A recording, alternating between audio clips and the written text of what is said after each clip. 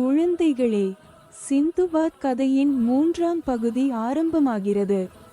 முதல் புதையலை கண்டுபிடித்த சிந்துபாத் இப்போது புதிய சாகசத்திற்கு தயாராகிறான். கப்பல் மீண்டும் கடலில் பயணித்தது. மாயக்கல் உளிர்ந்து புதிய வரைபடத்தை காட்டியது. சிந்துபாத் கத்தினான், அடுத்த தீவு இதோ! தீவு அருகில் தோன்றியது. அது மூடுபனியால் மறைந்திருந்தது, ஆனால் மின்னும் பாறைகள் தூரத்தில் தெரிந்தன. திடீரென கடலில் ஒரு பெரிய நிழல் தோன்றியது.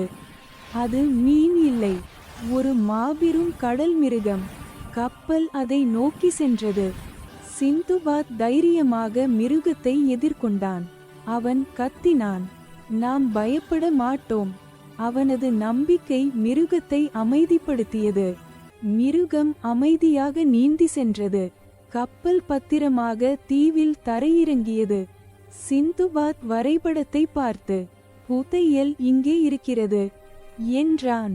தீவின் காடு மர்மமாக இருந்தது.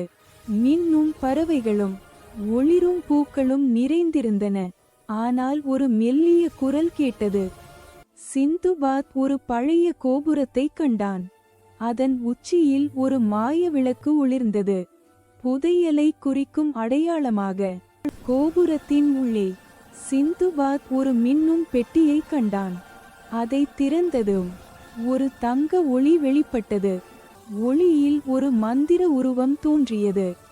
சிந்துபாத், உன் தைரியம் உன்னை இந்த புதையலுக்கு அழைத்து வந்தது என்று சொன்னது.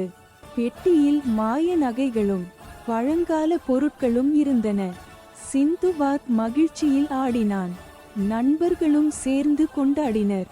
மந்திர உருவம் மீண்டும் பேசியது, இது உனது 2வது புதையல். ஆனால் மிக பெரிய சாகசம் இன்னும் காத்திருக்கிறது.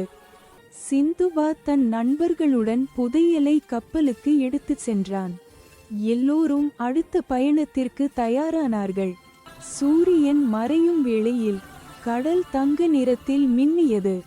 சிந்துபாத் வானத்தை நோக்கி, நம் சாகசம் தொடர்கிறது என்று கத்தினான்.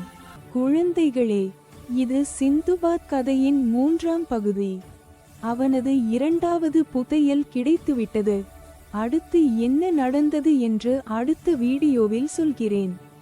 மேலும் இது போன்ற மாயமான கதைகளை காண GINT சேனலை சப்ஸ்கிரைப் செய்யவும், லைக் மற்றும் ஷேர் செய்ய மறக்காதீர்கள்.